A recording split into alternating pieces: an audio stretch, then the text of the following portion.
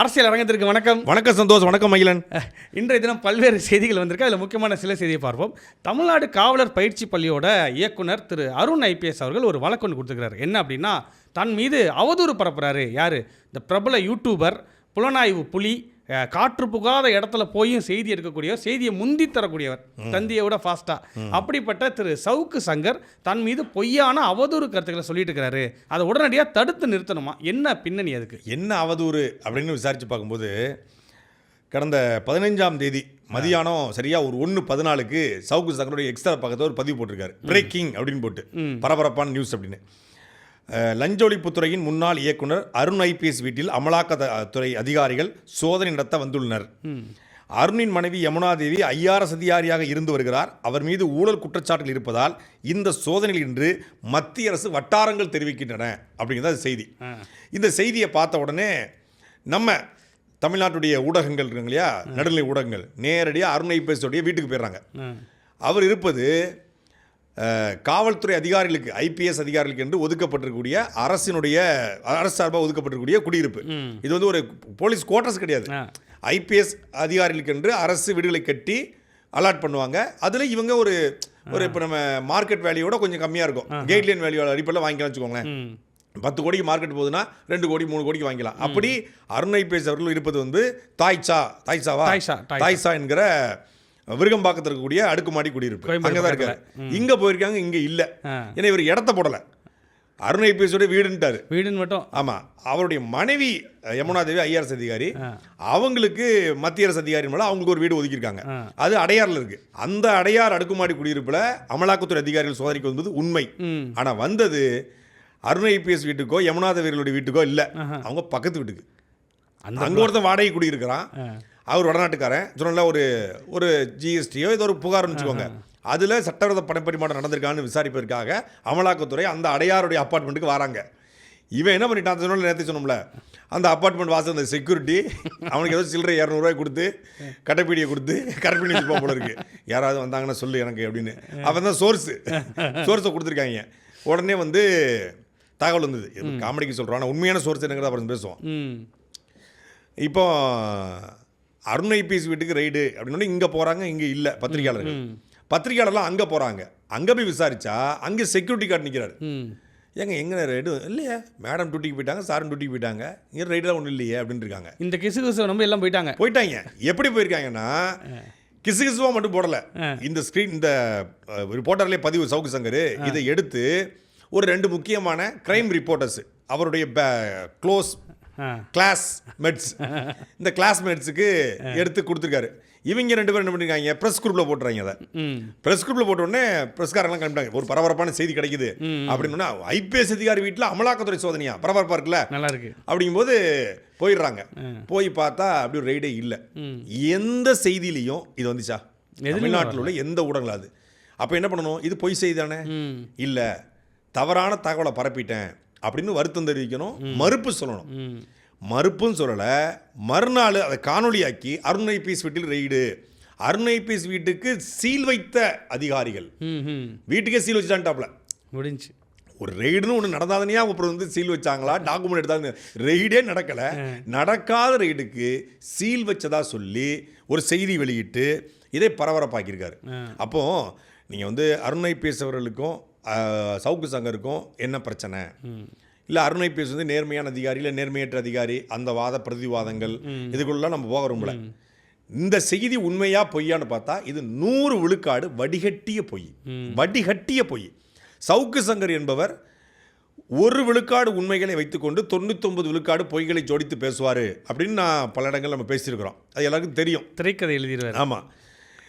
இப்போ 1 விழுக்காடு கூட இதில் உண்மை இல்லாமல் ஒரு செய்தியை பரப்பியிருக்காரு. இந்த செய்தியின் அடிப்படையில் தான் தமிழ்நாடு காவலர் பயிற்சி பள்ளியினுடைய இன்றைய இயக்குனர் திரு அருண் ஐபிஎஸ் அவர்கள் வந்து என் மீது இந்த மாதிரி ஒரு அவதூறு பரப்பியிருக்காரு அப்படின்னு சொல்லி முதல் முறையாக இதுவரைக்கும் அருண் ஐபிஎஸ் அவர்கள் நேரடியாக சவுக்கு சங்கர் மீது புகார் கொடுக்கல. அவர் டிஜிபியாக இருக்கும்போது, அவர் ஆணையராக இருக்கும் பொழுது, சென்னை மாநகர ஆணையராக இருக்கும் பொழுது, அவர் இருந்த காலத்தில் சவுக்கு சங்கர் கைது செய்யப்பட்டிருக்கார் பல்வேறு புகார்களில்.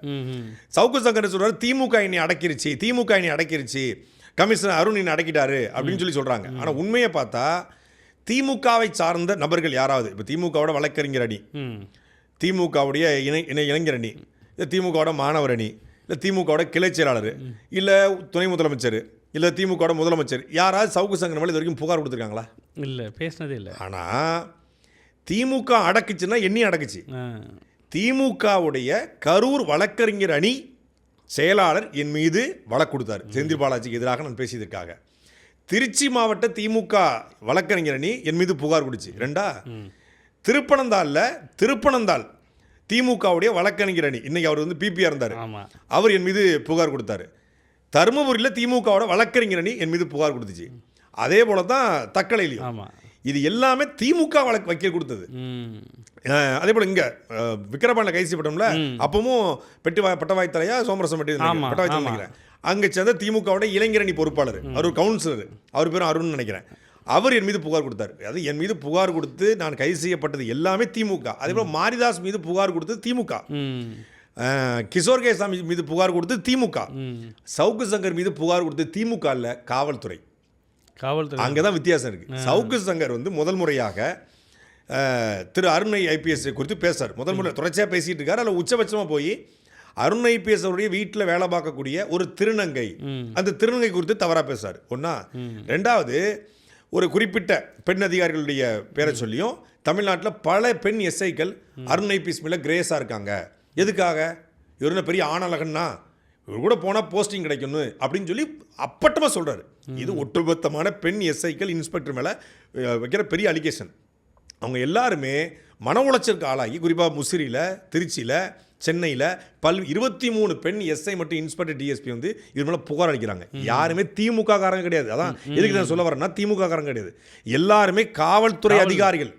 இது தூண்டி விடலை. நீங்கள் அவங்க மேலே அலிகேட் பண்ணுறீங்க, ஆபாசமாக பேசுகிறீங்க, இழிவுபடுத்தி பேசுகிறீங்க, அதனால் அவங்க என்ன பண்ணுறாங்க, புகார் அளிக்கிறாங்க. அந்த புகாரின் அடிப்படையில் கைது செய்யப்பட்டு குண்ட சட்டம் ஒரு இது போடப்பட்டு ஒரு முதல் முறை கைது செய்யும்போது GR Saminathan contempt of the court, அது நீதிமன்றத்தில் பணி செய்யக்கூடிய பெண்களை, குறிப்பாக அந்த ஓஏன்னு இருப்பாங்க, அப்புறம் வந்து ஆர்டர்லி இருப்பாங்க, நீதிபதியில் வீட்டில் வேலை பார்க்கக்கூடிய பெண் ஆர்டர்லிகளை வந்து இழிவுபடுத்தி பேசுகிறார், அந்த நீதிபதிகளோட நினைச்சு பேசுகிறார் ஆபாசமாக.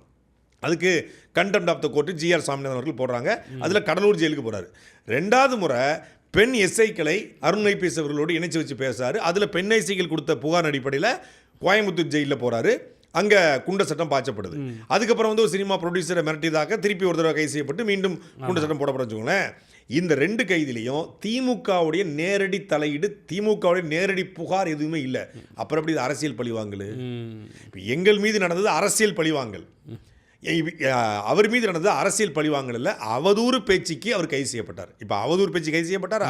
இவர் என்ன பண்ணிடுறாரு, இதையே சாக்க வச்சு என்னை அடக்குறாங்க, என்னை ஒடுக்குறாங்கன்னு சொல்லி தொடர்ச்சியாக இவரை பற்றி, ஒரு ஐபிஎஸ் அதிகாரி பற்றி தொடர்ச்சியாக பேசுறாரு. ஐஸ்கிரீம் அதிகாரி, அவர் பேரை சொல்லாமல் நேரடியாக மறைமுகமாக பேசிட்டு இருக்காரு. தனிப்பட்ட முறையில் தாக்குதலை நிகழ்த்தி கொண்டே இருக்காரு. அதனுடைய உச்சபட்சம் தான் இப்போ அவர் வீட்டுக்கு வந்து அமலாக்கத்துறை சோதனை வந்துருச்சு. அவர் மனைவி மீது வந்து ஏற்கனவே ஊழல் புகார் இருக்குது, அதனால் மத்திய அரசு வட்டாரம் தெரிவிக்கின்றார். இப்போ இதற்கு நேரடியாக அருண் ஐபிஎஸ் அவர்கள் முதல் முறையாக இதுவரைக்கும் கொடுத்த புகார் எல்லாமே இவர் பேசிய பேச்சின் விளைவாக பல்வேறு காவல்துறை அதிகாரிகள் கொடுத்தது. முதல் முறையாக அவரே இறங்கி போய் சென்னை உயர்நீதிமன்றத்தில் ஒரு புகாரை கொடுத்துருக்காரு. இதில் முழுக்க என் மீது நடக்காத ஒரு சம்பவத்தை வைத்து தொடர்ச்சியாக அவதூறு பரப்புறாரு, அதனால் அவர் மீது இங்கே நடவடிக்கை எடுக்கணும். நீதிமன்றம் சவுக்கு சங்கருக்கு ஏற்கனவே பல்வேறு ரெஸ்ட்ரிக்ஷன் கொடுத்துருக்கு. என்னன்னா, கருத்து சுதந்திரம் ரொம்ப ரொம்ப முக்கியமானது, அதில் மாற்றுக்கருத்து இல்லை. ஆனால் அதுக்கு ஒரு எல்லை இருக்குது. தொடர்ச்சியாக ஒரு குறிப்பிட்ட அதிகாரியை நீங்கள் கார்னர் பண்ணி பேசுகிறீங்க என்பது கண்டிக்கத்தகுன்னு சொல்லி தான் நீதிமன்றம் தேர்தலுக்கு முன்னாடி அவரை கைது பண்ண சொன்னாங்க. தலைமறைவாக இருந்து பெங்களூர்லேயும் எங்கேயோ ஹைதராபாத்லேயோ கைது பண்ணாங்க, மாலதியை ஹைதராபாத்தில் கைது பண்ணாங்க. அப்போ இதே மாதிரி சமூகத்தில் தங்களுடைய தேவைகளுக்காக, ஆதாயத்திற்காக சவுக்கு சங்கர் பேசுகிறார் அப்படிங்கிறத நான் பல முறை பேசியிருக்கேன். ஒரு குறிப்பிட்ட நிறுவனம், ரியல் எஸ்டேட் நிறுவனம், இந்த நிறுவனத்திட்ட பணம் கேட்டு மிரட்டுறாங்க. பணம் தரலன்னொன்னே இந்த நிறுவனம் சபரீசன் நிறுவனம்ட்டாங்க. வெளிப்பட சொல்ல போனால் ஜிஸ்கோன்னு வச்சுக்கோங்களேன், அடுத்தவங்க இவரோட. ஆமாம், சபரீசன் நிறுவனம் சொல்லி பிராண்ட் பண்ணுறாங்க. இப்போ இதே நிறுவனம் இப்பவும் செயல்படுது. எப்படி செயல்படுது? ஆமாம், நான் கேட்குற கேள்வி என்னென்னா, இது சபரீசன் நிறுவனம் சொல்லி சவுக்கு சங்கர் பல வீடியோ போட்டார். சபரீசன் நிறுவனம் தான் நாங்கள். அப்போ இந்த நிறுவனம் இப்பவும் செயல்படுது. அப்போ சபரீசன் நிறுவனம் இப்பவும் செயல்படுமா? அப்போ திமுக தாவேக்காரர் சபரீசன் கூட ரொம்ப நெருக்கமாக இருக்கா? புரியுதா உங்களுக்கு? இப்பவும் ஃப்ளாட்ஸ் போட்டுருக்காங்க. இப்போ கூட ஒரு மாதத்துக்கு முன்னாடி கூட இந்த பக்கம் இங்கே நம்ம புழல் ஏரியான்னு நினைக்கிறேன். அது வந்து அந்த ஏரியாவில் ஒரு பிளாட்ஸ் திறந்து அந்த ஜிஸ்கருடைய முதலாளி பாலா அவர்கள் வந்து பேட்டி கொடுக்காரு. எந்த அரசும் இல்லாத அளவுக்கு இந்த அரசு வந்து சிறப்பாக செயல்படுது. குறிப்பாக வந்து ஒரு மாதத்தில் எங்களுக்கு அனுமதி கிடைச்சிருச்சு, 20 நாள் அனுமதி கிடைச்சிருச்சு, எந்த விதமான இதுவுமே இல்லை, கமிட்மெண்ட்டும் இல்லை அப்படின்னு சொல்லி ஒரு பேட்டி கொடுக்குறாரு. அப்போ இந்த ஆட்சியை சபரீசனுடைய பினாமிகள் வந்து புகழ்ற அளவுக்கு இந்த ஆட்சி இருக்கா? ஏன் இது வரைக்கும் பேச சவுக்கு சங்கர் ஏன் இப்போ ஜிஸ்கரை பற்றி பேசவே இல்லை? அப்படின்னா என்னன்னா முடிஞ்ச அளவுக்கு மிரட்டி பார்த்தாரு. அவர் நீதிமன்றத்துக்கு போயிட்டாப்ல, என்னை பற்றி அவதூறு பரப்புறாரு, என்னை பற்றியோ என் நிறுவனத்தை பற்றியோ இனிமேல் இவர் அவதூறு பரப்பக்கூடாதுன்னு சொல்லி ஜிஸ்கர் பாலா நேராக உயர்நீதிமன்றத்தை நாடாரு. உயர்நீதிமன்றம் மண்டல கொட்டு வச்சு இனிமேல் இவரை பற்றி பேசக்கூடாதுன்னு சொல்லி பேசுனா கைது பண்ணுன்னு சொல்லிடுறாங்க. உடனே வாயை பற்றிட்டாப்ல, வேற டாபிக் போயிட்டாப்ல. ஏன் இந்த அதிகாரியை தொடர்ச்சியாக அவர் குறி வைக்கணும்? சவுக்கு சங்கருக்கு யார் பர்சனலாக அருண் ஐபிஎஸ் மீது இவருக்கு வந்து பிரச்சனையா, இல்லை அருண் ஐபிஎஸ் கைது பண்ணதுனால இவர் கோவப்பட்டு பேசுகிறாரா, இல்லை அருண் ஐபிஎஸ்னுடைய ஊழல்களை அவருடைய அலிகேஷன்ஸ் எல்லாம் இவர் வெளியே கொண்டு வரணும் அப்படின்னு நடுநிலைக்காக இல்லை ஊடகத்திற்காக இதை செய்கிறாரான்னு ஒன்று இருக்குல்ல, அதெல்லாம் ஒரு மண்ணும் கிடையாது. 2009ஆம் ஆண்டு பாசி போரக்ஸ் அப்படின்னு ஒரு நிறுவனம், நீங்கள் வந்து கூகுளில் சர்ச் பண்ணி பார்த்தாலே இருக்கும், பாசி போரக்ஸ், ஒட்டுமொத்தமான தமிழ்நாட்டையே உலுக்கிய ஒரு சீட்டிங் நிறுவனம். அது ஆன்லைன் சீட்டிங். அதாவது நீங்கள் 1 லட்ச ரூபா பணம் கொடுத்தீங்க அப்படின்னா 2 மாதங்களில் 3 மாதங்களில் 30 விழுக்காடு 40 விழுக்காடு பணமாக திருப்பி கொடுப்பது. இப்போ சமீபத்தில் நடந்த பல்வேறு சீட்டிங் பார்த்தோம்ல, இந்த ஆருத்ரா, ஹிஜாவு, இது போன்ற எம்எல்எம் போல அடுத்த ஸ்டேஜ். இது எம்எல்எம்ல ப்ராடக்டாக வைப்பாங்க, இவங்க பணமாக வாங்கிக்கிட்டு திருப்பி பணத்தை கொடுக்குது. இது வந்து காலகாலமாக நடந்துகிட்டு இருக்கு. 2009 கிட்டத்தட்ட 53,000 வாடிக்கையாளர்கள், திருப்பூரை சார்ந்த வேலை பார்க்கக்கூடிய ஆட்கள், கஷ்டப்பட்ட மக்கள்கிட்ட 53,000 பேர்கிட்ட கிட்டத்தட்ட 930 கோடி ரூபா. நான் சொல்கிறேன் 2009 930 கோடி. மோகன்ராஜ் கமலவள்ளி அப்படிங்கிற 2 பேர் இந்த நிறுவனத்துடைய நிறுவனர்கள். இந்த 2 பேரும் வந்து இந்த மாதிரி 930 கோடி செட்டிங் பண்ணிடுறாங்க. அன்றைக்கு வந்து அந்த பகுதியினுடைய ஐஜியாக இருந்தது பிரமோத் குமார் ஐபிஎஸ். இவர்கிட்ட இந்த புகார் போகுது, பிரமோத் குமார் ஐபிஎஸ் கிட்ட இந்த புகார் போகுது. இவர் இதை ஃபுல்லாத்தையும் ஆய்வு பண்ணிட்டு இவங்ககிட்ட வலுவாக பணம் இருக்குன்னு தெரிஞ்ச உடனே இந்த கமலவள்ளி இந்த டீமை இந்த லேடியை வந்து கடத்துறாங்க. கடத்தி 5 கோடி ரூபா இந்த கமலவள்ளிகிட்ட வாங்குறாங்க. வாங்கிட்டு இந்த வழக்கை நீர்த்து போக வைப்பதற்கு, கமலவள்ளி வழக்கை நீர்த்து போக வைப்பதற்கு 5 கோடி ரூபா வாங்குறாங்க. இது அன்றைய திருப்பூர் காவல் கண்காணிப்பாளருக்கு தெரிய வருது. தெரிய வந்த உடனே காவல் கண்காணிப்பு எஸ்பிங்கிறது வந்து ஐஜிக்கு ரிப்போர்ட் பண்ணுறவர். ஐஜி அண்ட் டீம் வந்து 5 கோடி ரூபாயை இந்த ஆன்லைன் சீட்டிங் கம்பெனிகிட்ட வாங்கிறாங்க ஏமாற்றி.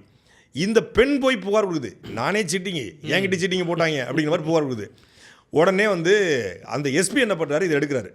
எடுத்து ஐஜிக்கு எப்படி நீங்கள் உடனே எஃப்ஐஆர் போட முடியும்? ஒன்றும் பண்ண முடியாது. உடனே என்ன பண்ணுறாரு, இந்த பெண்ணை கூப்பிட்டு ஐஜிக்கு தெரியாமலேயே இந்த பெண் எங்கே போனாங்க, எங்கே கடத்தி வச்சுருந்தாங்க அப்படிங்கிற எல்லா ஆதாரத்தையும் கலெக்ட் பண்ணுறாரு. கலெக்ட் பண்ணி யார் கூட இருந்தாங்க, 2 இன்ஸ்பெக்டர், குறிப்பாக வந்து மோகன்ராஜ், சண்முகையா, ஜான் பிரபாகர் அப்படிங்கிற ஒரு 3 இன்ஸ்பெக்டர், ஒரு டிஎஸ்பி. இந்த 2 இன்ஸ்பெக்டர் இவங்க எல்லாத்தையுமே ஒரு யார் யார் என்னென்ன பண்ணாங்க அப்படிங்கிறத மொத்தமாக ஆதாரப்பூர்வம் சேர்த்து இந்த பெண்ணை கொண்டு போய் நீதிமன்றத்தில் வாக்குமூலம் கொடுக்க வச்சுறாரு. வாக்குமூலத்தையும் பதிவு பண்ணிடுறாரு. பதிவு பண்ணி எடுத்துக்கிட்டு எஸ்பியால் நேரடியாக ஐஜியை வந்து குற்றச்சாட்ட முடியாது, ஆனால் ஆதாரப்பூர்வமாக எல்லாத்தையும் எடுத்துக்கிட்டு அன்னைக்கு வந்து திமுக ஆட்சி 2009 கலைஞர் கருணாநிதி முதலமைச்சர், தமிழ்நாட்டோட டிஜிபியாக லத்திகா சரண் இருக்காங்க. நேராக இங்கே ஒரு மீட்டிங், காவல்துறை அதிகாரிகளுக்கான ஒரு மீட்டிங் நடக்குது. அப்போ இவர் வராரு, ஐஜியும் வராரு, எஸ்பியும் வராரு, எல்லாரும் வராங்க. வந்தோடனே இவர் அதுக்கு முன்னாடி என்ன பண்ணிடுறாரு, இங்கேருந்து ஒரு அதிகாரியை போட்டு சென்னை, திருப்பூர்லேருந்து சென்னைக்கு அனுப்பி நேராக போயிட்டு டிஜிபி பார்க்க சொல்லி எஸ்பி நேரடியாக ரிப்போர்ட் பண்ணி இந்த மாதிரி 2 இன்ஸ்பெக்டர் மேலே அலிகேஷன்ஸ் இருக்குது, சில குற்றச்சாட்டு இருக்குது, அவங்கள சஸ்பெண்ட் பண்ணணும். இப்போ எஸ்பி சொல்லும்போது அதை சஸ்பெண்ட் பண்ணி தான் ஆகணும். இவங்களும் என்ன பண்ணுறாங்க, லத்திகா சரண் அதை பார்க்காம சஸ்பெண்ட் பண்ணிடுறாங்க. 2 பேர் இன்ஸ்பெக்டர் யார் அப்படின்னு சொல்லி சஸ்பெண்ட் பண்ணிடுறாங்க. சஸ்பெண்ட் ஆர்டர் வச்சுக்கிட்டு இந்த ஐஜி கூடவே 2 இன்ஸ்பெக்டர் கீழே உட்காந்துருக்காங்க. பிரமோத் குமார் ஐபிஎஸ் கூடவே இந்த 2 இன்ஸ்பெக்டர் இருக்காங்க, ஐஜி கூட இருப்பாங்க இல்லையா. இந்த 2 இன்ஸ்பெக்டருக்கும் சஸ்பெண்ட் ஆர்டரை கொண்டு போய் கொடுக்குறாங்க. என்ன வழக்குன்னு பார்த்தா இந்த வழக்கு, இந்த கடத்தல் வழக்கில் 2 பேருக்கும் சஸ்பெண்டு. ஏன் கூட இருக்கிற இன்ஸ்பெக்டருக்கு எப்படிங்க சஸ்பெண்ட் கொடுக்கலான்னு சொல்லி டிஜிபி போயிட்டு பிரமோத் குமார் கேட்குறாரு. உடனே இல்லைங்க, உங்கள் எஸ்பி தான் சஸ்பெண்ட் பண்ண சொல்லி கொடுத்துருக்காரு அப்படின்னு சொல்கிறாங்க. இதுக்குள்ள அந்த சஸ்பெண்ட் ஆர்டர் எடுத்துக்கிட்டு வந்தார் இல்லையா ஒரு அதிகாரி, அவர் திருப்பூர் நோக்கி போயிட்டு இருக்காரு. வரும்போது சொல்லிருக்காரு, நீ செல்லை சுவிட்ச் ஆஃப் பண்ணிடு அப்படின்னு. செல்லை சுவிட்ச் ஆஃப் பண்ணிட்டு போயிட்டு இருக்காப்புல, ரீச் பண்ண முடியல. இவர் இந்த சஸ்பெண்ட் ஆர்டரை வாங்கி அதை வச்சு போட்டு எஃப்ஐஆர் போட்டுறாப்புல. எஃப்ஐஆர் இன்ஸ்பெக்டர் 3 இன்ஸ்பெக்டர் மேலே, ஒரு டிஎஸ்பி மேலே, ஐஜி மேலே. ஐஜி மேலே சஸ்பெண்ட் ஆர்டர் போட்டுறாரா, எஃப்ஐஆரை போட்டுறாரா, எஃப்ஐஆரை போட்டதும் இல்லாமல் உடனடியாக இந்த வழக்கை சிபிசிஐடிக்கு மாற்றணும் அப்படின்னு சொல்கிறாரு. இதை வந்து போஸ்டலாக டிஜிபிக்கு அனுப்பிடுறாரு. போஸ்டலாக டிஜிபிக்கு அனுப்புகிறோம். டிஜிபி போஸ்டலுக்கு ரிப்ளை பண்ணி ஆகணும், ஒன்றுமே பண்ண முடியாது.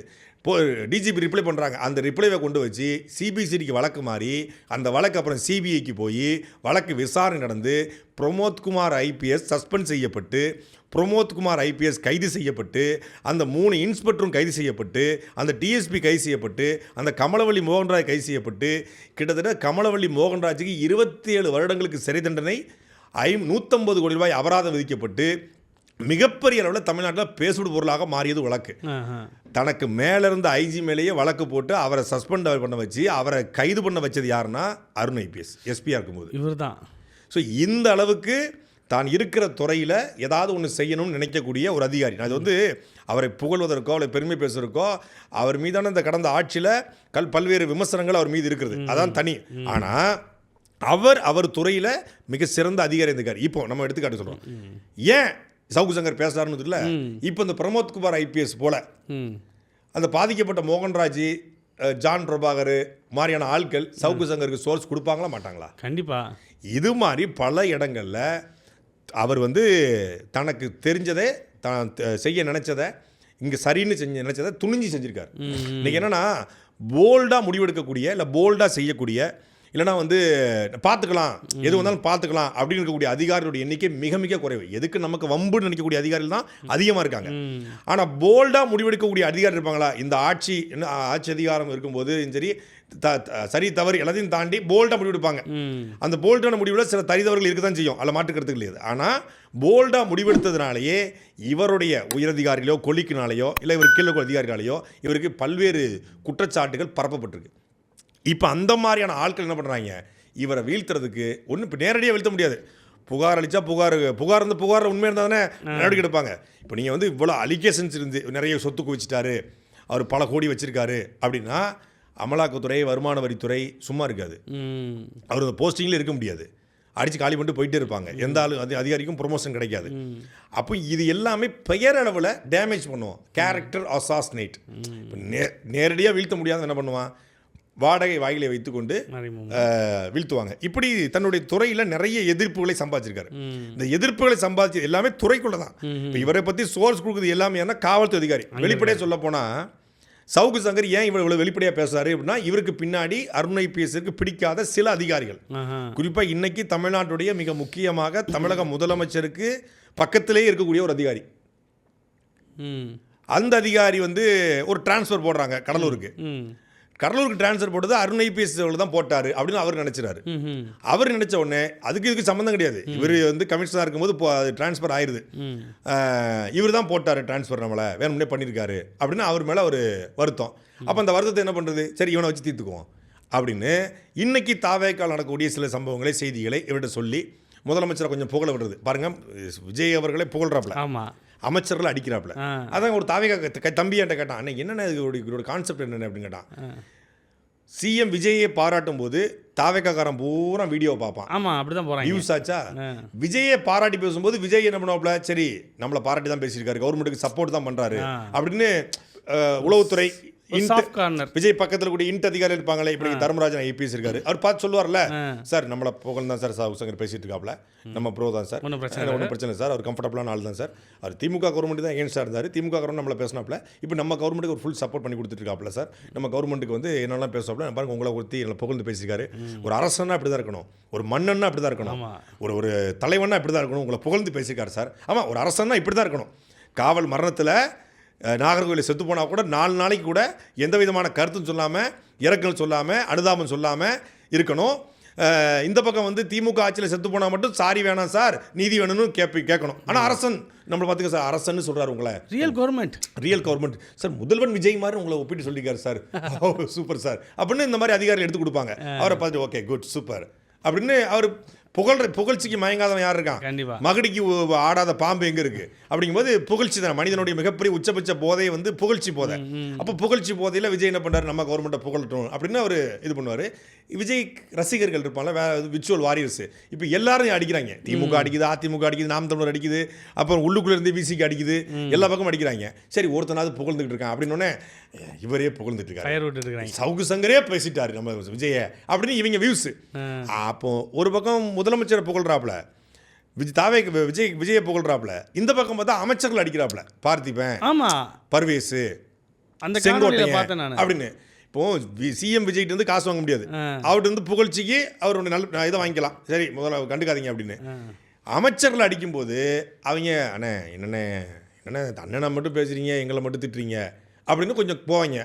அப்போ நீங்கள் ஒன்றும் கவனிக்க மாட்டீங்க, நீங்கள் பார்த்து பண்ணணும்ல அப்படின்னு அவங்க கொஞ்சம் கவனிப்பாங்க. இப்போ தமிழன் பார்த்திபன்லாம் பணம் வாங்கிட்டதாவே பேசியிருக்கிறாரு. அதுதான் சொல்கிறேன், பார்த்திபன் பணம் வாங்கிட்டு தான் பேசும்பொழுது தமிழன் பார்த்திபன் சொல்லுவேன், எனக்கு தேவையில்லாமல் என்ன, நான் தான் இப்போ துறைகளை கற்றுக்கிட்டு இருக்கேன், என்னைய போய் நீங்கள் வந்து இது பண்ணிட்டு இருக்கீங்க, நானே பசி பட்டினிமா தெரிஞ்சுக்கிட்டு இருக்கேன், குத்துயிரும் குலையுமா கடந்துக்கிட்டு இருக்கிறோம், இன்னும் துறையவே நான் ஒழுங்காக படிக்கலை, இப்போ போய் நீ அடிக்கிறீங்கன்னு போது இப்போ நீங்களாம் பார்த்து கவனிச்சுக்கோங்க அப்படிங்கும்போது அவன் அதாவது வியூஸுக்கு விஜயை புகழ்ந்துக்கிறது, வருமானத்துக்கு அமைச்சர்களை திட்டிக்கிறது. சோத்துக்கு சேர்த்து அமைச்சருங்கிறாப்புல அந்த வீடியோவில்.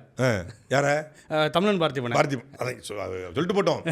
அதாவது இந்த மாதிரி அவருடைய அஜெண்டா என்னன்னா, வியூஸுக்கு விஜய், வருமானத்துக்கு கேஷுக்கு, வியூஸுக்கு விஜய், கேஷுக்கு அமைச்சர். இதுதான் கான்செப்ட். இப்போ என்னாவது இந்த மாதிரி அதிகாரிகள் எல்லாம் வந்து டேட்டா கொடுக்குறது. ஒரு சரியாக ஒரு 20 நாளைக்கு முன்னாடி தமிழ்நாட்டினுடைய முக்கியமான காவல்துறை அதிகாரி, உயர்ந்த இடத்துல கூட காவல்துறை அதிகாரி சவுக்கு சங்கரை கூப்பிட்டு 40 நிமிஷம் பேசியிருக்காரு.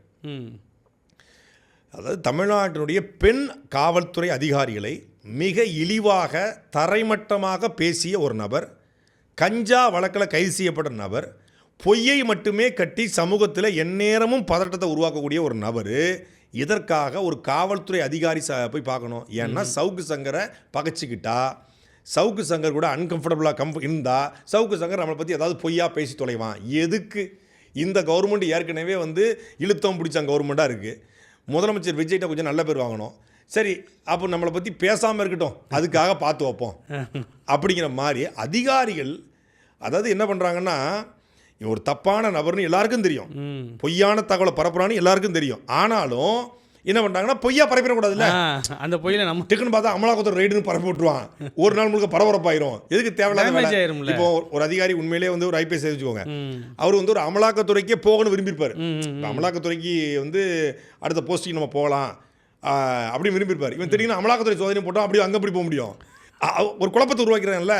அப்போ அது குழப்பத்தை உருவாக்கிடக்கூடாது என்பதற்காகவே பல அதிகாரிகள் என்ன பண்ணுறாங்கன்னா அமைதியாயிருது. சில அதிகாரிகள் வந்து வேண்டாத பற்றி பேச வைக்கிறது. வேண்டாவதில் பற்றி பேச வைக்கிறதுக்கு ஒரு அதிகாரிகள்ட்ட என்ன பண்ணுறான்னா நட்பு பாராட்டிதான் மற்றவங்ககிட்ட காசு வாங்கிக்கிறான். இப்போ இவரை பற்றி அடிக்கும்போது அவர் காசு கொடுத்துவார். இப்போ அருண் ஐபிஎஸ் மாதிரியான ஆட்கள் வந்து ஏற்று நின்ட்டாங்க. மற்ற அதிகாரியாக இருந்தா நீ என்னைய போட்டு பேசிகிட்டு இருக்க, எல்லாரும் தான் பேசுகிறேன், நீயுமா பேசுவ, என்னென்னு இப்போ பார்த்துக்கோ. என்ன சார் நீங்கள் ஒன்றும் கவனிக்க மாட்டீங்க, ஏன் இது பூரா போயிடுச்சு, ஏன் பேங்க் அக்கௌண்ட் சீஸ் பண்ணிட்டாங்க, எங்கள் அம்மாவோட பேங்க் அக்கௌண்ட் சீஸ் பண்ணி வச்சுருக்காங்க, நேரத்தில் கொந்தளிக்கிறாப்புல. என்ன ஆட்சி நடத்திட்டு இருக்காங்க, என்ன கவர்மெண்ட் இது, திடீர்னு பார்த்தா நேற்று வரைக்கும் புகழ்ந்துட்டு தான் திட்டிட்டு இருக்கான்னு பார்த்தா என்ன நடக்குன்னு தெரியல. ஆமாம் சார், என்ன நடக்குன்னு தெரியல சார். அங்கே மாலதி என்ன நடக்குன்னு தெரியல சார், என்ன இப்படி ரொம்ப கொத்தளிக்கிறாங்கன்னு பார்த்தா நம்ம அக்கௌண்ட்டை ஃப்ரீஸ் பண்ணி 6 மாதம் ஆச்சு, இன்னும் ஓப்பன் பண்ணல. அடங்கப்புறானே, இப்போதான் தெரிஞ்சுதா அக்கௌண்ட்டை ஃப்ரீஸ் பண்ணி 6 மாதம் ஆச்சா, அதை வந்து ஃப்ரீஸ் பண்ண, அதை வந்து ரிலீஸ் பண்ணலையா, அதனால கவர்மெண்ட் பேட கவர்மெண்டா அப்படி பேசினா உடனே வீட்டில் தண்ணி. என்னடா இந்த ஊரில் பஸ் ஓடுது, என் பொண்டாட்டி நீ அடிச்சுட்டா இந்த ஊரில் பஸ் ஓடிட்டு இருக்குன்னு வடிவேலு. அது மாதிரி இவர் அக்கௌண்ட்டை ஃப்ரீஸ் பண்ணி வச்சா நீதிமன்றத்தை முறையிட்டு, நீதிமன்றத்தில் முறையிட்டு இப்போ என் செல்ஃபோன் தான் 4 செல்ஃபோனை போட்டு 6 செல்ஃபோனு நம்ம வந்து நீதிமன்றத்தில் முறையிடுறோம், நீதிமன்றத்தில் வாங்கிக்க வேண்டியதான். அரசை எதிர்த்து நம்ம பேசும்போது அடக்குமுறை ஒடுக்குமுறை வருது நமக்கு. இவருக்கு அடக்குமுறை, இவர் அவதூறு பேசி வந்திருக்கு. நமக்கு பேசுறது வந்து திமுகவை பேசி, திமுகவுடைய ஆட்சியாளர்களை பேசி, திமுககாரங்க கொடுத்த புகார் அடிப்படையில் நம்ம மேலே வழக்கு வச்சுக்கோங்க. இவருக்கு அவதூறு பேசி வழக்கு, அதில் ஒரு அலைபேசி பறிக்கப்பட்டுச்சு, அவருடைய அக்கௌண்ட் சீஸ் செய்யப்பட்டிருக்குது, அவர் வீட்டில் இல்லீகலான பணம் இருந்துக்கு, பணத்தை சீஸ், அதெல்லாம் வெளியே சொல்ல மாட்டாப்லையே. அதெல்லாம் சொன்னதே. அதாவது பணம் கைப்பற்றிட்டாங்க, எவ்வளோ கைப்பற்றினாங்க சொல்லுங்க பாப்போம். இவ்வளோ கைப்பற்றினாங்க, அப்போ அந்த பணம் ஏது உனக்கு, இவ்வளோ பணம். அதாவது இவர் அப்படி ஒன்றும் வந்து வேறு எதுவும் பிஸ்னஸ் பண்ண மாதிரி தெரியல. இல்லை, யூடியூப் மட்டும் தான். யூடியூப்ல ஒரு 30 லட்சம் கூட மாசம் வருமானம் வரட்டும், அது அக்கௌண்ட்ல தானே வரும். யாரும் கேஷ் எடுத்து வீட்டில் வைக்க மாட்டாங்கல்ல. யூடியூப்ல இருந்து நேராக வந்து அமெரிக்கால இருந்து வந்து ஒரு பெட்டியை கொடுத்து போகிறாங்களா? கிடையாது. மாதம் அக்கௌண்ட்டில் தான் கட்டிட்டு ஆக போகுது.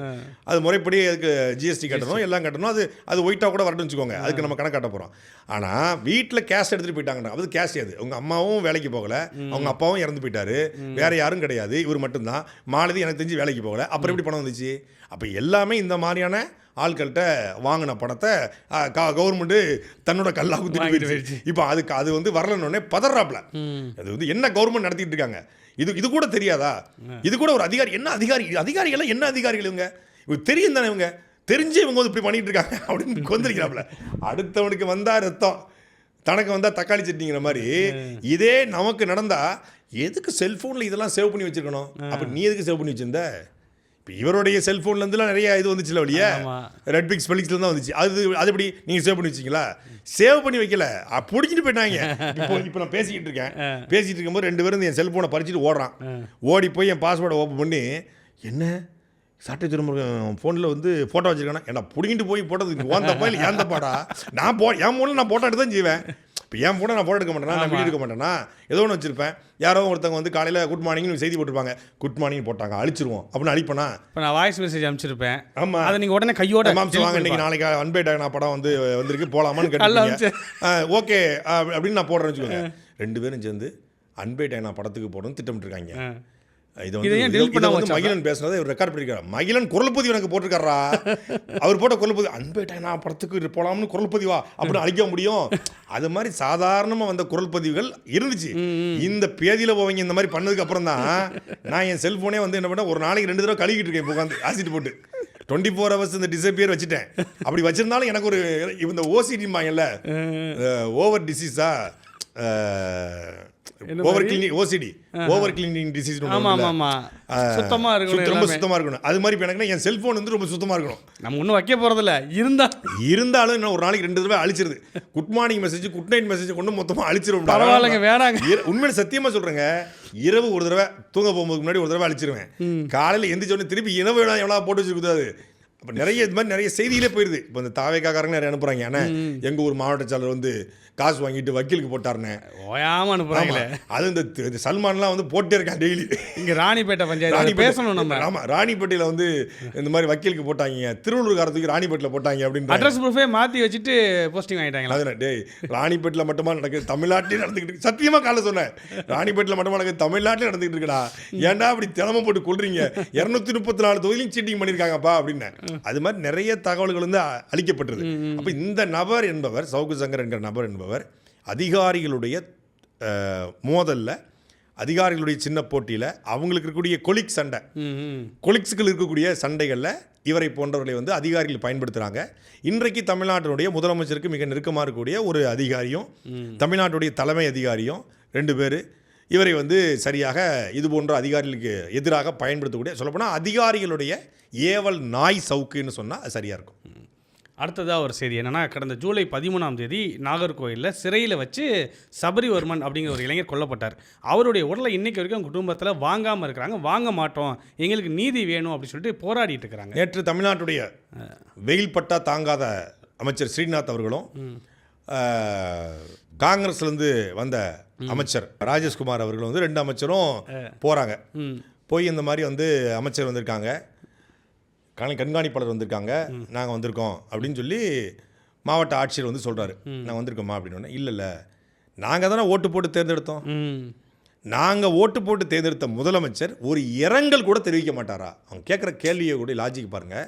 நாங்கள் வாக்கு போட்டு தேர்ந்தெடுத்த முதலமைச்சர் எங்களுக்கு ஒரு இரங்கல் கூட தெரிவிக்க மாட்டாரா? கல்லூலி மங்கன் முதல் சொல்லுவாங்கல்ல, கல்லூலி மங்கன் முதலமைச்சருங்க இவர். கல்லூலி மங்கன் இவரை வந்து மண்ணே அரசன், என்ன மண்ண என்ன அரசன், குடிதலி கோலச்சு மாநில மன்னன், அடிதலி நிற்கும் உலகன்றான். மக்களுடைய பிரச்சனைகளை தீர்க்க முடியல, அவன் மக்களுடைய பிரச்சனை என்னன்னே உனக்கு தெரியலையே. அதுக்குதான் 2 அமைச்சர்கள் நீங்க வந்திருக்கீங்க சார், எங்களுக்காக வந்திருக்கேன். நாங்கள் எதிர்பார்க்க அந்த இது இல்லை சார். இன்னும் 9-10 நாளாச்சு. ஒரு சின்ன இரங்கல் செய்தி ஒன்று அனுப்புறதுல என்ன சார் இது? இங்கே நேரடியாக அவங்க வர வேண்டாம். இதே போல் ஒரு மீடியாவில் ஒரு இரங்கல் செய்தி கொடுத்து அந்த பிள்ளைக்கு ஒரு வேலைக்கு இது பண்ண உத்தரவாதம் நாங்களாச்சம்மா, நீ உங்களை வச்சு தான் பண்ண போகிறாங்க, அவங்க நேரடியாக வந்து பண்ண போகிறதில்ல. நானாச்சும் ஒரு இரங்கல் செய்தி கூட்டாங்க சார். ஏன்னா இதெல்லாம் எழுதி தர முடியாது. அவர் ஒரு ஐடியா பப்ளிக்ல மீடியால சொல்லும்போது எங்களுக்கு அது ஒரு ஆதாரமா இருக்கும் சார். அப்புறம் கலெக்டர் சார் நேற்று வந்தாங்க, சொன்னது போல் இன்னைக்கு எல்லாமே முடிச்சு விட்டாங்க. அப்போ நாங்கள் அவங்ககிட்ட எதிர்பார்த்தது, ஆனால் நீங்கள் வரீங்கன்னா அது ஒரு சந்தோஷம். இருந்தாலும் நாங்களாக தேர்ந்தெடுத்த முதலமைச்சர் ஒரு இரங்கல் செய்தி அனுப்பும்போது அது எங்களுக்கு எல்லாமே நல்லது நினைப்போம். ரிசல்ட்ஸ் கேட்குற விஷயங்கள், கோரிக்கைகள், விருப்பப்படுறது எல்லாத்தையுமே அவர்கிட்ட பதிவு பண்ணிக்கிட்டே இருக்கு. கவலையப்படாது. தெரியும். நீங்கள் வந்து அஜித்குமாரோடைய மரணத்திற்கு இங்கிருந்து கார் எடுத்துகிட்டு போனார். போய் அங்கே போய் நின்று பார்த்தாரு. 2 லட்ச ரூபாய் எவ்வளோ பணம் கொடுத்தாப்புல. இங்கே ஆர்ப்பாட்டம் போட்டு 23 அது பேச்சு இன்னும் எப்படி 3 நிமிஷம் பேச்சிருக்கு. 3 நிமிஷம். ஆமாம், த கிரேட்டஸ்ட் ஸ்பீச் இந்த வேர்ல்டுங்கிற மாதிரி என்னுடைய மக்களை 23 பேர் குடும்பத்தையும் கொண்டு பாட்டினாங்க. என்ன சிம்பத்தி அப்போ 23 லாக்அப் மரணங்களுடைய பாதிக்கப்பட்ட குடும்பங்களை கொண்டு மேடையில் நிப்பாட்டி ஆதவர்ஜனாவும் புஷி ஆனந்தும் கண்ணீர் விட்டது, கதறி எழுதுதும். இப்போ நாடகம் தானே அதெல்லாம். வாக்கு பறிக்கக்கூடிய நாடகத்தை சிம்பத்தியை கிரியேட் பண்ணாங்க. சிம்பத்தி, இந்த மக்கள் கேடுகட்ட மக்களுக்கு சிம்பத்தியில் விழுந்தான் இவன். பார்த்தீங்களா, 23 குடும்பத்தையும் கூட்டுட்டாங்கன்னு. இப்போ இன்னைக்கு செத்துருக்காரு, இங்கே ஒருத்தர் செத்துருக்காரு. இங்கே குட்கா வழக்கில் கை செய்யப்பட்ட ஒருத்தர் வந்து இறந்துருக்காரு. இப்போ 2 லாக்அப் மரணங்கள் இந்த ஆட்சி வந்த பிறகு. அதில் இந்த பையன் 19 இடங்களில் அடிபட்டிருக்கிறது. இப்போ என்னென்னமோ கதையை கட்டி அவரை வந்து கேரக்டரை அசாசினேட் பண்ணி அந்த வழக்கை நீர்த்து போக வைப்பது போல் கைதிகள் அடித்தாங்க, அதில் காவல்துறை தடுத்தாரு, அப்படி இப்படின்னு கதையை கட்டிகிட்டு இருக்காங்க. ஜெயிலில் வச்சு அடித்து கொண்டுட்டீங்க. நீதிபதி பார்த்துட்டாரு. போஸ்ட்மார்ட்டம் ரிப்போர்ட்டு சொல்லுது, குடும்பம் சொல்லுது அவனுக்கு எந்த கெட்ட பழக்கம் கிடையாது. மொத்தமே 190 ரூபா மதிப்புள்ள குட்கா வச்சுருந்தார் வழக்குங்க. 190 ரூபாய் மதிப்புள்ள குட்கா வைத்திருந்தார் என்பது வழக்கு. 190 ரூபாய்க்காக அடித்து கொலை செய்யப்பட்டிருக்காரு. உங்கள் ஆட்சியில் நடந்த காவல் நிலைய படுகொலை இது. இதில் முக்கியமான குற்றவாளியாக சிறைத்துறை, காவல்துறை 2ம் சேர்க்கப்படணும், முழுமையாக கைது செய்யப்படணும். அப்படிங்கலாம் தாண்டி தமிழக முதலமைச்சர் அவங்க வந்து கைது, சரி விடு, கைது பண்ண எல்லாம் சரி, தமிழக முதலமைச்சர் ஒரு ஆறுதல் சொல்ல மாட்டாரா? கண்டிப்பா. அப்போ ஆறுதல் சொன்னால் உன் ஆட்சி பட்டுக்கிட்டு போயிருமா? போன ஆட்சியில் மட்டும் கொதிச்சிங்க, தலைமைச் செயலகத்துக்கே நான் கூப்பிட்டு வருவேன். அப்போ இப்போ இவங்களை யார் தலைமைச் செயலகத்துக்கு கூப்பிட்டு வர்றது? அந்த 4 நாளாக ஒருத்தர் பேச முடியாமல் இருக்க முடியும். நேற்று வந்து அமைச்சர்கள் ஆய்வு பண்ணுறதும், அவர் இது பண்ணுறதும், அந்த அங்கேறி நடக்கிறதும் போகிறதும் எல்லாம் பண்ண தெரியுதுல்ல. ஒரு ட்வீட் போட முடியாதா ஒரு ஆறுதல் சொல்வதற்கு? அவர் அட்மின் இருக்காரு, போட சொல்ல வேண்டியதானே. அப்போ என்னன்னா, நம்ம ஆட்சியில் வந்து ஒரு குறையாக ஏற்பட்டுறக்கூடாது, ஒரு குறையாக ஆகிடக்கூடாது அப்படின்னா அவளுடைய அலட்சிய போக்கு. இன்னொன்று அவன் கேரளாக்காரன், அவனுக்கு எங்கே ஓட்டாக இருக்க போது, அவன் கேரளாவில் வந்து தமிழ்நாட்டில் கூட்டிட்டான். இதே ஒரு சமூகம் பார்ப்பார், இது என்ன சமூகம், இந்த சமூகத்துக்கு போய் நின்னோம்னா இந்த சமூகம் ஓட்ட வரப்போகுது பெருசா, அது மைனாரிட்டி தானே. அவர் கேரளாக்காரன், கேரளாலையும் இவருக்கு ரசிகர்கள் இருக்காங்க, கொண்டாடுறாங்களே படத்தெல்லாம். அப்படிலாம் கிடையாதுங்க. பார்ப்பாங்க, இது என்ன சமூகமாக இருக்குது, இது இந்த சமூகம், இந்த சமூகத்துக்கு ஒன்றும் பெரிய இது இல்லை, ஒன்றும் இல்லை, பெருசாக ஒன்றும் இது இல்லை, இது ஒரு பெரிய ஃபேக்டர் கிடையாது.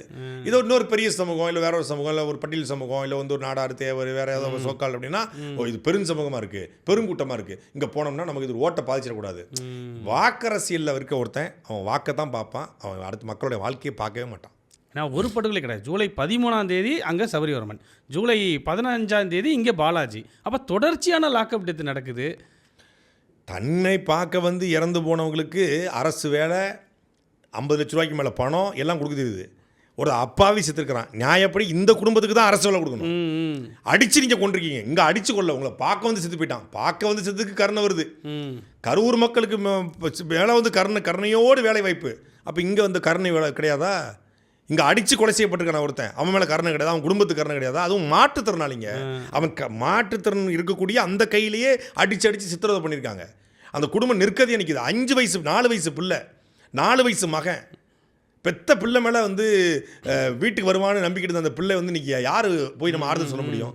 அவங்க கேட்பது ஒரே ஒரு ஆறுதல் தான். அவங்க பணமோ நீ இது கூட கேட்கல, அது நம்ம சொல்கிறோம், அவங்க அதெல்லாம் கூட கேட்கல. அந்த பிள்ளைக்கு ஏதாவது ஒரு இது கொடுங்க, ஒரு ஒரு ஒரு ஆறுதல் சொல்லுங்கள் தமிழக முதலமைச்சர்ன்றாங்க. அதை கூட தமிழக முதலமைச்சர் சொல்ல மாட்டார். அப்படின்னா இது எந்த மாதிரியான முதலமைச்சர், எந்த மாதிரியான மனநிலை கொண்டவர்? கேட்டால் வந்து இவர் வந்து கண்ணீர் விட்டு கதறி அழுதாரு. நான் கதறி அழுதுகிட்டு இருந்தேங்கிறாரு. அப்போ அந்த 41 பேருக்கு மட்டும் தான் அழுவீங்களா? சபரிவர்மன் குடும்பத்துக்கு அழமாட்டீங்களா? இல்லை, பார்க்க வந்தவங்க செத்ததுக்கு உங்கள் விஜய் உங்கள் தம்பிங்கிறாரு. சபரிவர்மன் மனைவிக்கு நீங்கள் அண்ணன் கிடையாதா? தாய் மாமான்றாரு. சபரிவர்மனுடைய பிள்ளைக்கு நீங்கள் தாய் மாமா கிடையாதா? தாய் மாமான்னா நீங்கள் வந்து உங்கள் கட்சிக்காரங்க மட்டும் தான் தாய் மாமாவா? பார்க்க வந்தவங்க செத்ததுக்காக கரூர்காரங்களுக்கு வேலை கொடுத்தார்ல. இங்கே கல்கண்டார்கோட்டையிலேருந்து தஞ்சாவூர் போய் ஒரு தம்பி இறந்து போனாப்லையே, அவருக்குள்ள எதுவுமே செய்யலையே. இல்லை, அது வந்து இஷ்யூவாக மாறி பெருசாகலை. ஓ, இது ஒரு பெரிய கரூர் இஷ்யூ பேசப்படும் பிரச்சனையா மாறினா மட்டும்தான். மட்டும் தான் போக அது ஒரு ஓட்டு இருக்கு. இன்னொன்று திருச்சி திருவெரும்பூர்ல இடைத்தேர்தல் வரல. ஓ, தேர்தல் வரும்போது அங்க வந்து கன்னியாகுமரி வந்து பத்மநாபுரம் தொகுதின்னு நினைக்கிறது வந்து அங்கே இடைத்தேர்தல் வரல. இப்போ இடைத்தேர்தல் வந்தால் கிளம்பிருப்பாப்ல. அடுத்ததா இங்கே சென்னை பத்திரிகையாளர் மன்றம் ஒரு கண்டனம் தெரிவிச்சிருக்காங்க. என்ன அப்படின்னா, விசாரணை என்ற பெயரில் அராஜகம், கருத்து சுதந்திர ஒடுக்குமுறை அப்படின்னு நேற்றைய தினம் பத்திரிகையாளர் விஜயன் அவர்களை வந்து அராஜகமாக வந்து அவரோட செல்ஃபோனெல்லாம் பறிச்சிருக்கிறாங்க. இதுக்கு பத்திரிகையாளர் மன்றம் இன்னைக்கு கண்டனம் தெரிவிச்சிருக்கு. நீண்ட காலமாக புதிய தலைமுறை இப்போ நியூஸ் சேனலில் பார்த்தாரு, புதிய தலைமுறை படிக்கக்கூடிய இப்போ ஊடகவியலாளர் திரு விஜயன் அவர்களை வந்து நேற்றைக்கு முதல் நாளும் விசாரணைன்னு அழைச்சிருக்காங்க, நேற்றும் விசாரணைன்னு அழைச்சிட்டு போயிருக்காங்க. புதிய தலைமுறையில் போயிட்டு காவல்துறை அதிகாரி 4 பேர் உட்கார்ந்து இருந்திருக்காங்க. அப்போ வந்து சரி ஏதோ ஒரு அதிகாரி யாராவது வந்திருப்பார் போல, நீதிபதி யாராவது வந்திருப்பாங்க போல அப்படின்னு இவங்க யாரும் கண்டுக்கல. போலீஸ் உடனே ரொம்ப நேரம் பார்த்துட்டு வந்து விஜயனை கோப்பம் பார்க்கணும்னு சொல்லியிருக்காங்க. என்ன அவர் எதுக்கு பார்க்கணும் அப்படின்னு சொல்லி திருப்பி பார்த்தா விசாரணை அப்படின்னு சொல்லி கூட்டு போயிருக்காங்க. கூட்டு போகும்போது அவங்களோட அலைபேசியை பறிச்சுக்கிறாங்க. முதல் வேலை அலைபேசி. ஆமாம், ஏன் அலைபேசியை பறிக்கிறாங்க அப்படின்னு காவல்துறை தரப்பு விளக்கம் கொடுத்துருக்கு. அந்த விளக்கத்தை என்ன சொல்கிறாங்கன்னா, இந்த மாதிரி ஊத்தங்கரை எம்எல்ஏ திரு இளையராஜா அவர்களுடைய எம்எல்ஏ பதவியை ராஜினாமா பண்ண சொல்லி அவருக்கு பணம் கொடுப்பதாக திருநாவுக்கரசு உள்ளிட்ட சில நபர்கள் வந்து பண்ணாங்க. அதில் திருநாவுக்கரசு அவர்களோட தொடர்பில் இவர் இருந்திருக்கிறார். வாட்ஸ்அப் தொடர்பு இருந்தார். தொடர்பு இருந்து அவருக்கு இணக்கமான சமிக்கைகளை அந்த நேரத்தில், அதாவது இந்த சம்பவம் நடந்த நேரத்தில் இணக்கமான சமிக்கைகளை அனுப்பினார். என்ன மாதிரி சமிக்கை? தம்ஸ்அப்பு, குக்கு அப்படின்னு கத்திருக்காரா? சமிக்கை இல்லை, இணக்கமான சமிக்கை லைக்ஸ் போட்டிருக்காப்லங்க. உண்மையிலே சொல்கிறேன், அதுதான் பண்ணிக்கிறாரு. அதாவது அந்த ஆள் ஒரு குரல் பதிவாக தான் போட்டிருப்பான் போல இருக்கு. ஏன்னா இந்த மாதிரி வந்து நடந்துகிட்டு இருக்கு, இது போய்கிட்டு இருக்கு அப்படின்னு உடனே லைக்கை போட்டிருக்கா. அவன் ஒரு அட்டென்ஷன் சீக்கிங் பைத்தியம். நான் அதான் முதல்ல சொல்கிறேன், ஒரு அட்டென்ஷன் சீக்கிங் பைத்தியம். யாரு? அந்த திருநாவுக்கரசு. அவன் பேசாத ஆள் கிடையாது தமிழ்நாட்டில். அந்த ஆள் பேசாத ஆளே கிடையாது. எனக்கு ஒரு 2 தடவை பேசியிருக்காப்ல. தேர்தலுக்கு முன்னாடி, தேர்தலுக்கு பின்னாடி பேசினா என்னையும் என்கொயரி தீர்ப்பாங்க. அவன் ஃபோன் நம்பரை நான் சேவ் பண்ணலை. தேர்தலுக்கு முன்னாடி எதுக்கு பேசினாப்லன்னா, நான் அவனை வச்சு செஞ்சு ஒரு வீடியோ போட்டிருந்தேன். இந்த மாதிரி நாம் தமிழ் கட்சி வந்து 5% கீழே போயிடும், அண்ணாமலைக்கு வந்து பெரிய கிரேஸ் இருக்குது, விஜய் தான் தமிழ்நாட்டின் முதலமைச்சராக வரப்போகிறாரு அப்படின்னு அன்றைக்கே சொன்னாப்புல. அப்படின்னு நான் கொந்தளிச்சு யோ என்னையா சொல்கிற, நீ சொல்கிறதெல்லாம் வந்து கருத்தா, நீங்கள் இப்போ இது வந்து முழுக்க வந்து ஃபேப்ரிகேட்டட் நியூஸு, ஒரு பொய்யான செய்தி, லயலா கருத்து கணிப்புங்களை பேர்ல கருத்து திருப்பி பண்ணாரு திருநாவுக்கரசு, பணம் வாங்கிட்டு பேசுறாரு. நான் போட்டுறேன். உடனே வந்து எனக்கு அடிச்சாப்புல. அடித்து, நீங்கள் பிரதர் நீங்கள் சொல்கிறது வந்து நான் 100 விழுக்காடு ஏற்றுக்கிறேன், ஆனால் நான் பணம் வாங்கிட்டு பேச தான் இருக்கட்டும், நான் சொல்கிறது நடக்கலாம் பாருங்கள் அப்படின்னாரு. என்ன நடக்கலைன்னா, நீங்கள் அண்ணாமலைக்கு வந்து தமிழ்நாட்டில் வந்து 30 விழுக்காடு பேர் முதலமைச்சர் வர விரும்புகிறாங்களா? அவர் முதலமைச்சர் ரேஸில் இல்லையே, அவர் கொடுத்து தேர்தலே கிட்டத்தட்ட இல்லை. அவங்க அப்பா லீவ் சொல்லிட்டு போயிட்டார், அவங்க அப்பா உடம்பு சரியில்லைன்னு. அப்புறம் எப்படி சொல்கிறீங்க அப்படின்னு. அரசியல் உங்களுக்கு தெரியாத ஒன்றும் இல்லை, எனக்கு அந்த காலத்தில் வந்து அண்ணாமலை சில ஹெல்ப் பண்ணியிருக்காப்புல, அதனால் நான் வந்து போட்டிருக்கேன் அப்படின்னாரு. அப்படின்னா நீங்கள் என்னங்க உண்மைத்தன்மை இருக்குது? உங்களுக்கு அண்ணாமலை பிடிக்குங்கிறதுக்காகனா அண்ணாமலைக்கு நீங்கள் இப்போ ப்ரொமோட் பண்ணுவீங்களா அப்படின்னு நான் கேட்டேன். இதுக்கப்புறம் என்கிட்ட பேசுறது கிடையாது, அதோட விட்டாப்புல. அதுக்கப்புறம் வந்து ஏதாவது செய்தி அனுப்பிச்சிட்டே இருப்பார். இந்த மாதிரி வந்து தேர்தல் சமயத்தில் இது இங்கே இவ்வளோ வரப்போகுது, இங்கே அவ்வளோ வரப்போகுது அப்படின்னு. இந்த மாதிரி சமூகத்தில் அறியப்பட்ட எல்லா நபர்கள்ட்டுமே இந்த திருநாவுக்கரசு அவராக வேலண்டியாக தொடர்பு இருப்பாப்புல. வேலண்டியாக போய் பண்ணுறது வைக்கிறது, இந்த மாதிரி பேசுறது. அதுபோல் இந்த விஜயன் அவர்கள்ட்டையும் பேசியிருக்காரு. என்னது, இந்த மாதிரி வந்து ஃபோன் எடுக்கலாம், குரல் பதிவு பண்ணுறது, எல்லாரையும் மாட்டி விடுவோம் போகிற போக்கில். அதானே ட்ரெண்டு. ஃபோன் எடுக்கலைன்னா வேலையாக இருப்பாங்களா? இல்லை, உடனே வாட்ஸ்அப்பில் கால் பண்ணி என்ன செய்தி, ஆனால் இந்த மாதிரி செய்தி போயிட்டுருக்கேன், இந்த மாதிரி போயிட்டுருக்கேன். இது எல்லாம் நான் இப்போவும் சொல்கிறேன், நான் 100 விழுக்காடு அடித்து சொல்கிறேன். இந்த திருநாவுக்கரசு என்கிற நபர் இந்த தேர்தலுக்கு பின்னாடி ஏதாவது தான் சம்பாதிக்கலாம், இல்லை யாரையா வச்சா சம்பாதிக்கலாம்னு முயற்சி பண்ணியிருக்க வாய்ப்பு இருக்குது. ஆனால் இந்த எம்எல்ஏக்களை விலைக்கு வாங்கணும் அப்படின்னு யாரும் திட்டமிட்டிருப்பதாக எனக்கு தெரிஞ்சு நான் நம்பலை. அதில் இந்த திருநாவுக்கரசு நபர் அந்த மாதிரி நபர் தான். இவர் எம்எல்ஏ விலைக்கெல்லாம் வாங்க மாட்டார். ஆனால் அந்த எம்எல்ஏகிட்டையும் பேசி இவங்ககிட்டையும் பேசி நான் இப்படி ஒன்று பண்ணிக்கிட்டு இருக்கேன், ஏங்க பண்ணிக்கிட்டு இருக்கவே எல்லாருக்கும் கூப்பிட்டு குரல் பதிவு போடுவானுங்க. சைலண்டாக ஆப்ரேஷனாக பண்ண மாட்டானா? இப்படி எல்லாருக்கும் கூப்பிட்டு ஓவர் விஜயன் ஓவர், இப்படி ஊத்தங்கிற எம்எல்ஏவை நம்ம பர்ச்சேஸ் பண்ண போகிறோம், ஃபஸ்ட்டு இது 10 crores போய்கிட்டு இருக்கு, இதுக்கான சர்வீஸ் சார்ஜ் சர்வீஸ் ஆச்சு, தம்பி தான் எல்லாத்தையும் பண்ணிக்கிட்டு இருக்கேன் அப்படின்னு எவ்வளோ போடுவேனா. செந்தில் பாலாஜின்னா உங்கள் நம்பரை நான் வந்து கூகுளில் சர்ச் பண்ணி எடுத்தேன். இப்போ ஊத்தங்கரை எம்எல்ஏட்டா பேசினா 50 கோடி நீங்கள் எடுத்து வைங்க, நான் வந்து வாங்கிட்டு போகிறேன் அப்படின்னு உட்காந்து அசோக்குமார் ஓவர் இப்படி எல்லாத்துக்கும் வளைச்சி மணிக்கு எவ்வளோ வந்து குரல் பதிவு போட்டுக்கிட்டு உட்காந்துருப்பானா. குரல் பதிவு மாட்டிச்சு. அதாவது சீக்கிரட்டாக ஆப்ரேஷன் பண்ணால் அது பேர் சீக்கிரட் ஆப்ரேஷன். ஒன்று ஃபேஸ் டைம்லையோ இல்லை 1-to-1 பார்த்து போயிடுவான். எல்லாருக்கும் வாய்ஸ் மெசேஜ் ஒருத்தன் போடுறான்னா அவன் 1 நம்பர் 420 இருப்பான், ஃப்ராடாக இருப்பான். இல்லைன்னா ஒளிய தெரியாதவன் தலையார் வீட்டில் ஒளிஞ்ச மாதிரி தொழில் தெரியாதவனாக இருப்பான். இந்த திருநாவுக்கு தொழில் தெரியாத திருநாக இருக்க வாய்ப்பு இருக்குது. அதனால தான் மாட்டிக்கிட்டாப்புல. அதனால் இந்த வழக்கு பாருங்கள், சப்புன்னு போயிடும், ஒன்றுமே இல்லாமல் போயிடும். சும்மா இவங்க பில்டப்பு, எங்கள் எம்எல்ஏ விலைக்கு வாங்க பார்த்தாங்க, எங்கள் எம்எல்ஏ விலைக்கு பார்த்தாங்கன்னு இன்னொரு 5-6 மாதத்தில் அவங்களே செலவு காசு இல்லாமல் விலைக்கு போயிடுவாங்க. இது புதிய தலைமுறையே ஒரு விளக்கம் செய்ய தெரியுமா? இப்போ விஜய் அவர்களுக்கு வந்து பிறந்தநாள் வந்துச்சுல, இப்போ என்னைக்கு அது 20 தெரியலையே. ஆமாம், ஒரு பெரிய காந்தி நீங்கள் பிறந்தநாளை ஞாபகம் வச்சுக்கிறதுக்கு இதுங்க ஜூன் 2nd வீக்கோ 3rd வீக்கோ வந்துச்சு நினைக்கிறேன். ஒரு 17 18 இந்த மாதிரி ஏதோ ஒரு நாள் ஞாபகம் வச்சுருக்குன்னு ஒரு முக்கியமான பிறந்தநாள் ஒன்றும் இல்லை, பிறந்தநாள். அப்போ அந்த பிறந்தநாளில் வந்து தமிழ்நாடு முழுக்க பிறந்தநாளை கொண்டாடுகன்ட்டாங்க. ஒரு பக்கம் வந்து பிறந்தநாள் கொண்டாட்டம் வேண்டாம், அமோனியா வாயு கசிஞ்சிருக்கு அப்படின்னாப்புல. அப்புறமே கேக் போட்ட வெளியே வந்து அந்த அமோனியா வாயு பிரச்சனைலாம் முடிவிட்டுச்சது, அடுத்த பிரச்சனை. ஆமாம், இப்போ தமிழ்நாடு முழுக்க இப்போ வரைக்கும் கொண்டாடிட்டு இருக்காங்க. இப்போ வரைக்கும் பிறந்தநாள் கொண்டாட நடந்துட்டு இருக்கு. நேற்று கூட புசியானது கொண்டாடி இருக்காப்புல. வந்து அதாவது இதெல்லாம் வந்து பெரும் தலைவர்கள் தான் மாதிரி கொண்டாடுவாங்க பிறந்தநாள் விழா கொண்டாட்டம். சாருக்கு வந்து இப்படி கொண்டாடிட்டு இருக்காங்க.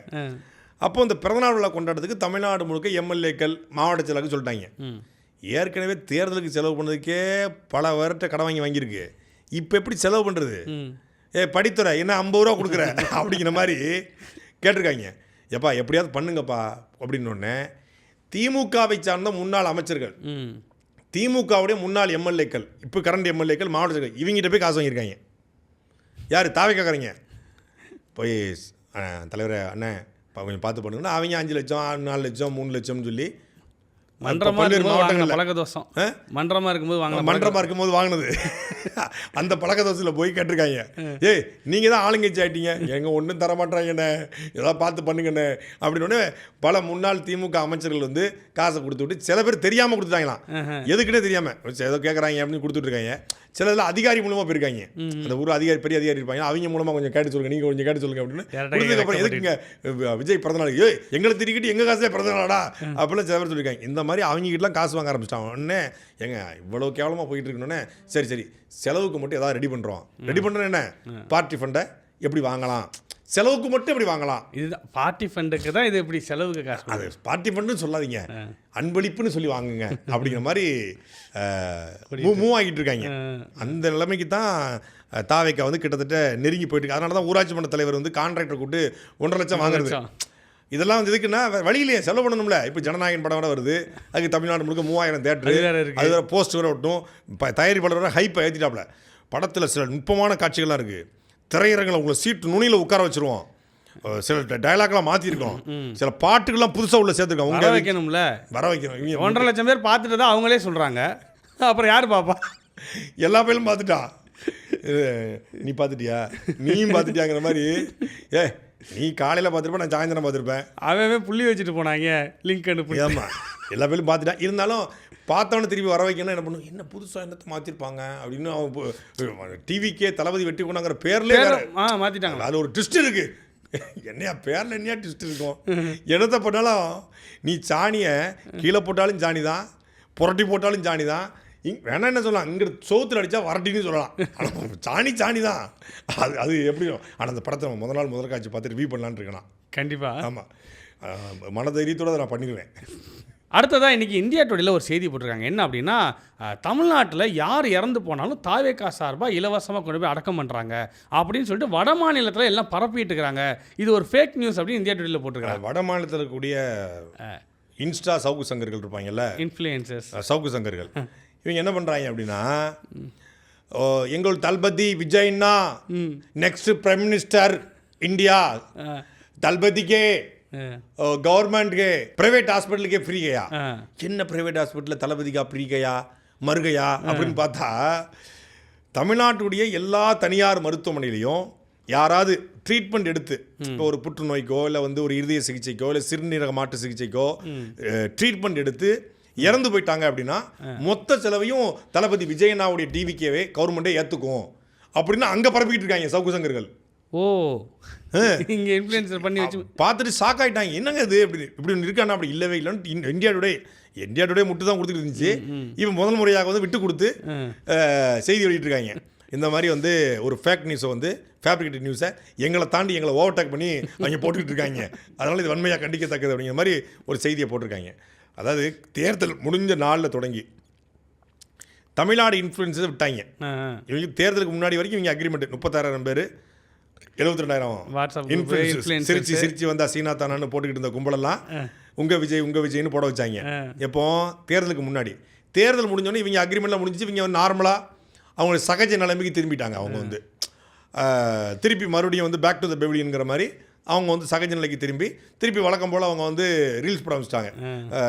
இந்த இது சரி அது சித்தப்பூ சிக்கனு வாராலேன்னு அவங்க வந்து சப்ஸ்கிரிப்ஷன் போட்டு அவங்க சப்ஸ்கிரிப்ஷனில் வந்து கலாச்சாரமாக கலை திறமைகள் எல்லாம் காட்டி அவங்களுடைய தனித்திறமைகள் ஆற்றல்கள் ஆர்ட் பர்ஃபார்மன்ஸு அதெல்லாம் வந்து எல்லாம் என்னென்ன பண்ணணுமோ அவங்க வந்து காட்டிக்கிட்டு இருக்காங்க. இப்போ இவங்களை ஒன்றும் பண்ண முடியாது அப்படின்னோடனே இப்போ திருப்பி அதே மூஞ்ச காட்டினா வெறுத்துருவாங்க. அப்போ வடநாட்டுக்காரங்களை பேசணும்னு சொல்லி வடநாட்டு கும்பலை ஃபுல்லாக பேசி அக்ரிமெண்ட் எடுத்துட்டாங்க.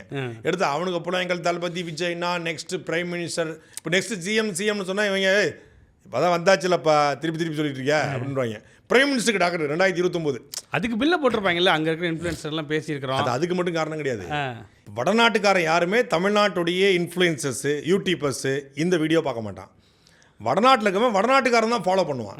இப்போ அந்த இருக்கக்கூடிய வடநாட்டு இன்ஃப்ளூயன்ஸை விலைக்கு வாங்கி விஜய்னா கவர்மெண்ட் இப்படி இருக்கு, அவன் நம்மளை விட அவன் எப்படி இருப்பான்னு தெரியும். நம்மளாலே எப்படி இருக்கிறான், அவன் எப்படி இருப்பான். ப்ரைவேட் ஹாஸ்பிட்டலில் இறந்து போனால் கூட இந்த மாதிரி அவர் வந்து ஃப்ரீ கொடுக்காருன்னு அவன் நம்பிடுவான். இவன் எங்கே இருக்கவன். ஆமாம், இப்போ அவன் நம்பி அவன் விஜய்க்கு ஓட்டு போட போகிறதில்ல. அவனை வச்சு ஏன் பேச வைக்கிறான்னா அவனை வச்சு இவன் ஓட்ட வாங்குறது. இங்கே இருக்கிறவங்களோட ஓட்டை ஆடி பாடி குழந்தைங்களை ஓட்டு போடுங்க, செல்லாமல் போய் காதில் போய் விசில ஊசுங்கன்னு சொல்லி விஜய் மாமா விஜய் எங்களுக்கு ஓட்டு போடுங்க, brown colour pant white colour shirt போட்டு போயிட்டு கெத்தா ஸ்டைலாக போய் அப்படி ஓட்டு போடுங்க அப்படின்னு சொல்லி குழந்தைங்களை வச்சு எப்படிங்க ஓட்டை பறிச்சாரோ சிம்பத்தியை கிரியேட் பண்ணி அதே போல் பொய் செய்தியை பரப்பி அங்கே வடநாட்டுக்காரனை வீடியோ போட வச்சு இங்க இருக்கக்கூடிய வட இந்தியர் ஓட்ட பறிப்பது. இங்க இருக்க வட இந்தியா மோடி ஓட்டு போட்டுட்டு இருந்தான். அவனுக்கு தெரிஞ்சது ஒரே ஆள் மோடி தான். இப்போ என்ன சினிமாவில் தெரிஞ்ச ஒரே ஆள் விஜய். இப்போ இவங்களுக்கு அவன் ப்ரொமோட் பண்ணும்போது அந்த இன்ஃப்ளூயன்ஸ் இவன் முழுசா ஃபாலோ பண்ணுவான், நம்புவான். நம்ம ஆளுகளே சொல்றாங்கப்பா அங்க வரைக்கும் போயிடுச்சு. பிஎம்ஏ அவர் தானா? ஸோ நம்ம இங்கே தமிழ்நாட்டில் இருக்கிறோம், இவர் பிஎம் ஆனால் நமக்கு நல்லது தானே அப்படின்னு நாடாளுமன்ற தேர்தலுக்கு வாக்கை வட இந்திய ஓட்டை தமிழ்நாட்டுக்காரில் இருக்கக்கூடிய வட இந்திய ஓட்டை பறிக்கிறதுக்கு இந்த ஃபேக் நரேட்டிவை திட்டமிட்டு பரப்பி கொண்டிருக்கிறது எந்த கும்பல்? ரூட்டு கும்பலுடைய இந்த மாஃபியா தமிழ்நாட்டில் நாராக கிழிச்சு எறியப்பட்டுருச்சு. இப்போ வந்து பெருசாக வேலைக்கு வந்த ஒரு வாரம் பார்த்தீங்களா, ஏற்கனவே நடைமுறையில் இருக்குன்னு சொன்னாங்க. ஆமாம், அது காலகாலமாக நடைமுறையில் இருக்கும். முதல் முறையாக தமிழக முதலமைச்சருடைய இருக்கையில் இந்த வெள்ளை துணி மாற்றப்பட்டது. வெள்ளை துணி என்பது அதிகாரத்துடைய குறியீடு. அதிகாரத்தின் குறியீடை அகற்றி எறிஞ்சார். அதிகாரத்தின் குறியீடு அகற்றிடுவாப்ல. ஆனால் வெள்ளக்காரன் போட்டால் கோட் சூட்டை போட்டுக்குவாப்ல. கோட் சூட் அதிகாரத்தின் குறியீடு இல்லையா? ஆமாடா நான் கோட் சூட் போட வேண்டாம், கையில் ஸ்டைலாக கெத்தா. யாரையா உன்னை கேட்டது, போட்டு போயா. அப்போது வந்து இந்த மாதிரி ஃபேக் நரேட்டிவ்லாம் இங்கே ஃபெயிலியர் ஆன உடனே வட இந்தியாவிலேருந்து பரவ ஆரம்பிச்சிட்டாங்க. இப்போ தமிழ்நாடு ப்ராஜெக்ட் முடிஞ்சிச்சு. இப்போ இந்த வட இந்திய ப்ராஜெக்ட் முடிஞ்சோடனே திருப்பி நாடாளுமன்ற தேர்தல் இங்கே ஆரம்பிச்சிருவாங்க. இங்கே சிரிச்சு வந்தா சீனாத்தானா கும்பலை திருப்பி இறக்கிடுவாங்க. இதுக்கு இந்த அளவுக்கு தான் இப்போதைக்கு காட்ட முடியும், இதுக்கு இப்போதைக்கு காட்ட முடியாதுன்னு சொல்லிட்டு அவங்க கிளம்பிடுவாங்க. பல்வேறு செய்திகள் குறித்து பேசினா மீண்டும் நாளை அரசு நிகழ்ச்சியில் சந்திப்போம். நன்றி. சாட்டை எடுத்து நாட்டை திருத்து.